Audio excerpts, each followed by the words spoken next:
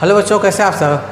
आज के इस वीडियो में हम ट्रायंगल पढ़ेंगे। ट्रायंगल के बारे में आप लोगों ने क्लास 9th में पढ़ा था, कॉन्ग्रुएंसी ऑफ ट्रायंगल। जो आपका क्लास 10th में जो चैप्टर दिया हुआ, इस चैप्टर में आपको सिमिलैरिटी ऑफ ट्रायंगल पढ़ना है।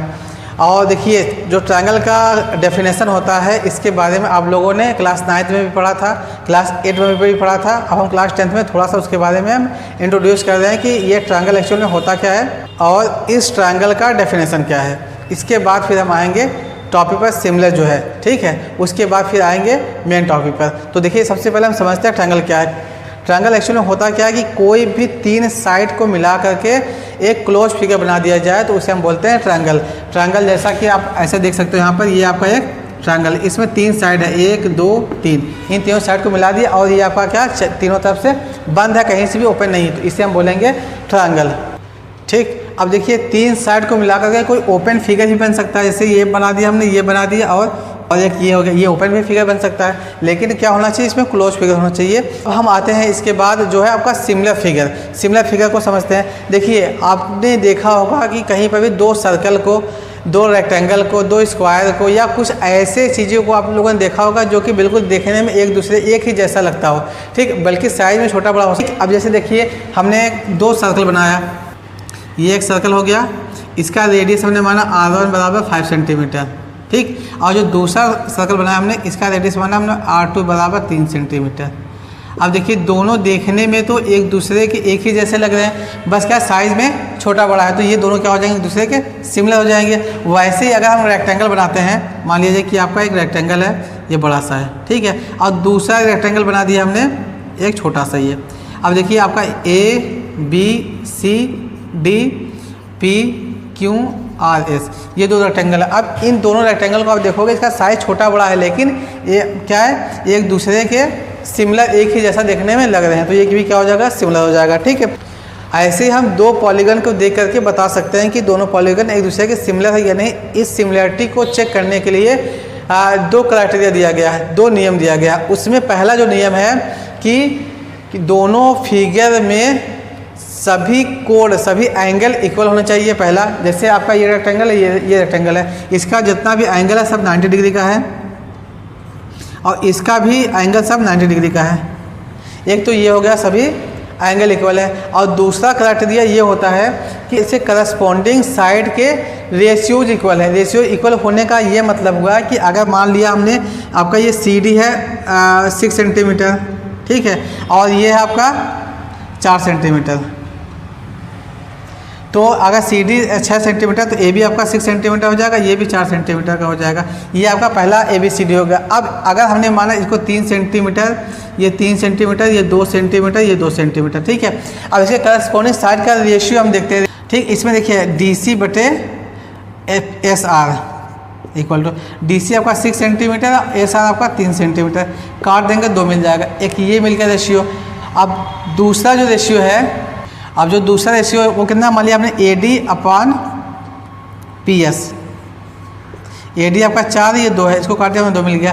तो देखिए, दोनों अब ऐसे ही इसका BC और QR का रेशियो निकाल लेंगे और AB/PQ का रेशियो निकाल लेंगे। हर एक केस में आप देखेंगे इसका रेशियो सेम आ रहा है। तो जब भी इस तरह का कोई 2 पॉलीगन मिले, उसके साइड कितना भी हो सकता है कि उसके करस्पॉन्डिंग साइड का रेशियो इक्वल आ जाए और उसके सभी एंगल एक दूसरे के इक्वल आ जाए, तो हम बोलते हैं दोनों फिगर या दोनों पॉलीगन एक दूसरे के सिमिलर है, ठीक। अब कॉन्ग्रुएंसी के केस में आप लोगों ने पढ़ा था, कॉन्ग्रुएंसी में यही दोनों फिगर या दोनों पॉलीगन्स जो हैं वो इक्वल भी हो जाते हैं, तो हम बोलते हैं वो कॉन्ग्रुएंट है। और सिमिलर में बस रेशियो इक्वल होगा, और जबकि कॉन्ग्रुएंट में उसके सभी साइड भी इक्वल होंगे, सभी एंगल तो इक्वल होते ही हैं और सभी साइड भी इक्वल होता है। ये कॉन्ग्रुएंट केस में है, ठीक। तो इसके बेस पर हम ये बोल सकते हैं कि जितने भी कॉन्ग्रुएंट फिगर है सब सिमिलर है, लेकिन जितने भी सिमिलर फिगर हैं सब कॉन्ग्रुएंट नहीं है, ठीक। तो उम्मीद करते हैं आपको सिमिलर, कॉन्ग्रुएंस और इसका जो बेसिक कॉन्सेप्ट है ये समझ में आ गया होगा। अब हम कुछ एग्जांपल लेते हैं, उसके बाद फिर आएंगे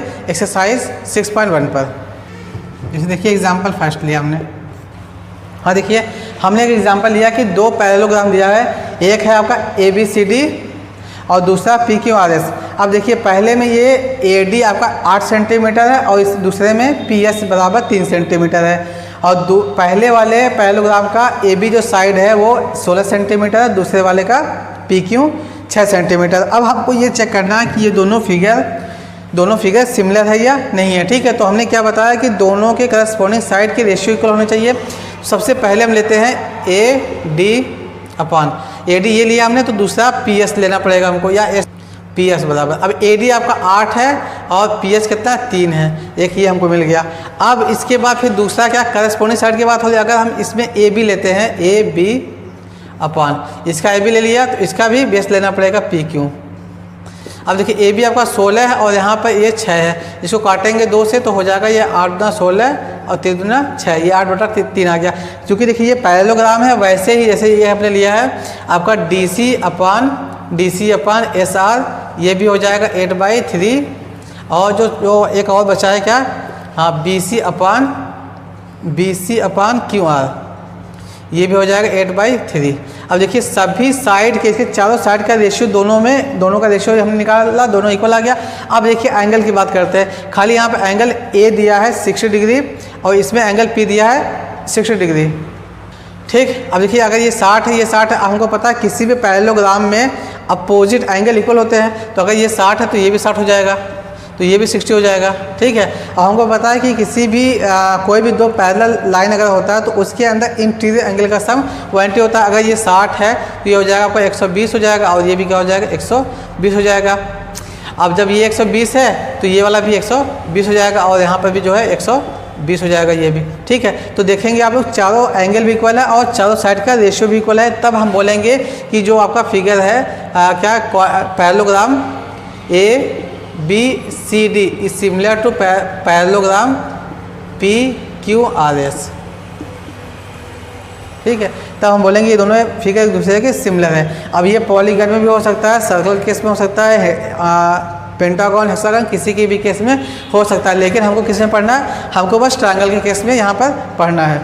ठीक, तो ये आपका पहला एग्जाम्पल हो गया। अब हम आते हैं एक्सरसाइज 6.1 पर। हाँ देखिए, एक्सरसाइज 6.1 का जो पहला क्वेश्चन है वो fill in the blank type का क्वेश्चन है। इसमें पहले का जो पहला पार्ट है वो दिया है कि ऑल सर्कल्स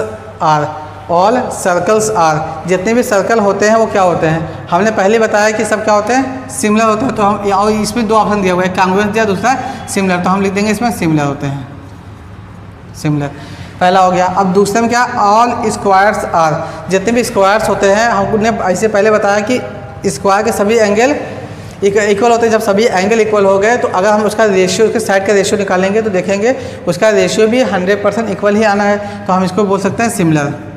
जितने सर्कल होते हैं सब सिमिलर होते हैं और जितने स्क्वायर होते हैं सभी सिमिलर होते हैं। उसके बाद फिर थर्ड वाला क्वेश्चन पूछा है कि ऑल करने के बाद डैश ट्रायंगल्स आर सिमिलर, कौन सा ट्रायंगल सिमिलर होता है, आइसोसेलेस ट्रायंगल सिमिलर होता है या इक्विलैटरल। हमको पता है कि आइसोसेलेस ट्रायंगल में दो एंगल इक्वल होता है और दो साइड इक्वल होता है, जबकि कांग्रुएंट ट्रायंगल में तीनों एंगल इक्वल होता है और तीनों साइड इक्वल होता है। अगर हमने दो कांग्रुएंट ट्रायंगल लिया, मान लिया कि एक आपका ये ट्रायंगल हो गया और दूसरा ट्रायंगल ये हो गया छोटा सा, ठीक है, मान लो ये A है, B है, ये C और ये P, ये Q, ये R। अब देखिए तीनों साइड इक्वल है, ये साइड सब इक्वल है और इसमें भी सभी साइड एक दूसरे के इक्वल है, सभी साइड इक्वल, और इसमें सभी एंगल इक्वल होते हैं। ये 60 डिग्री का है, ये 60 का है और ये भी 60 का है और ये भी 60, सभी एंगल इक्वल हो गए। जब सभी एंगल इक्वल हो जाएंगे तो आप देखोगे इसके साइड का रेशियो निकालोगे वो भी इक्वल ही आ जाएगा, तो हम बोलेंगे इसमें इक्विलैटरल ट्रायंगल क्या होगा, इक्वल होगा। तो जितने भी इक्विलैटरल ट्रायंगल होते हैं सब सिमिलर होते हैं, इक्विलैटरल,